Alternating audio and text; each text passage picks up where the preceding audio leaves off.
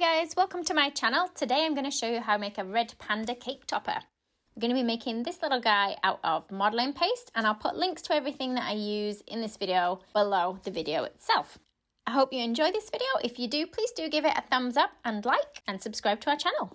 So I'm going to use three colours. I've got some white, black and orange. I'm using it pre-coloured, but if you want to mix colour in yourself, you can do. That's absolutely fine. So I am weighing it out. I don't usually weigh it out, but it's just so roughly you guys can see. So hopefully you can see on my scales the weight of paste. But I'm starting with a ball, and I flattened it slightly, and I'm just sort of pressing in the eye sockets. And then we're going to go from the eye sockets outwards just a little bit, sort of bringing it to a bit more of a point at the corner. So it is a red panda that we're aiming for. It could, I guess, be a fox as well at this stage. And we're going to take a small ball of white, really tiny ball. I've just put a little cut in the orange, sort of where the nose is going to be, and then we're just pressing that ball under there and kind of blending it in just a little bit. Let's put a little line from under there, and I'm going to press pause for a second because Bruce has been an absolute pain. Bruce is the dog. So I'm going to press in with my balling tool whereabouts I want the eyes to go. So I'm using the small end of my balling tool first. If you want to go bigger, you can always go bigger, but it's best to start small, and then you can kind of see what it looks like for if we need to alter it. I did have a picture up of a red panda on my screen, a real one, just so that I could see where the markings and things go on it. And I'm taking a little strip of white and putting it kind of from the eye socket, curving it round to underneath the chin. Press it down fairly flat, and then we're going to put some little lines in it for the fur. I'm going to keep the lines shorter near the nose, and they're getting a bit longer as they're coming further out across the face.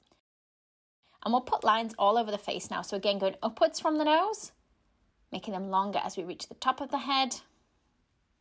And then let's have some little bits of white around the eye. So just a little oval of white, and we're going to press it flat, and then I'm going to press it over those eye sockets.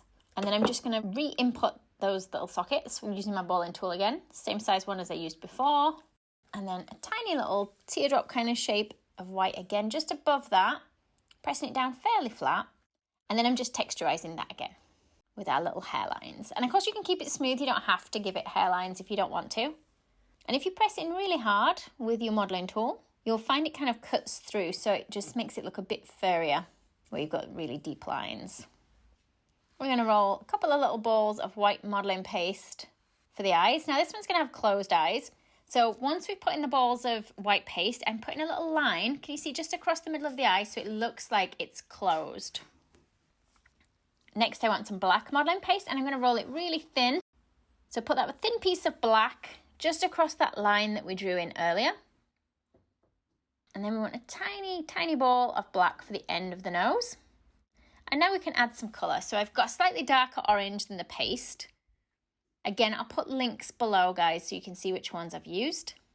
And then anywhere that you just want to look a little bit darker, you're just going to dust that. I've also got a little bit of brown here as well. I'm just putting a tiny bit around the ball that went in the eye socket, and a little bit up that line that went up the nose. And then we're just going with a bit of black at the very edges of sort of the, would you call it the cheeks? I'm not sure. The edges of the fur on the side of the face.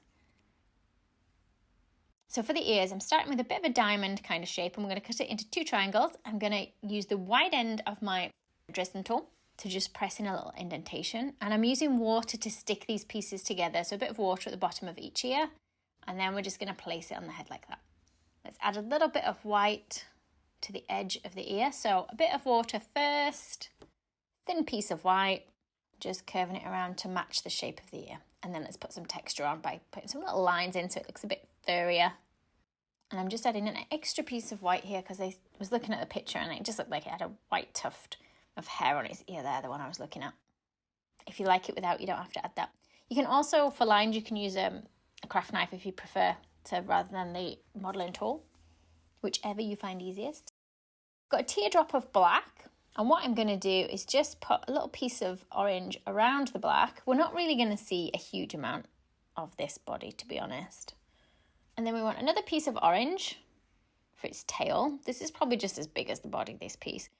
Roll it into like a teardrop, and we're going to put the thin end against the body and the fat end curled around to the other side of the body, and then we'll add the head. I'm going to dust some little lines on in brown for the stripes that go on its tail.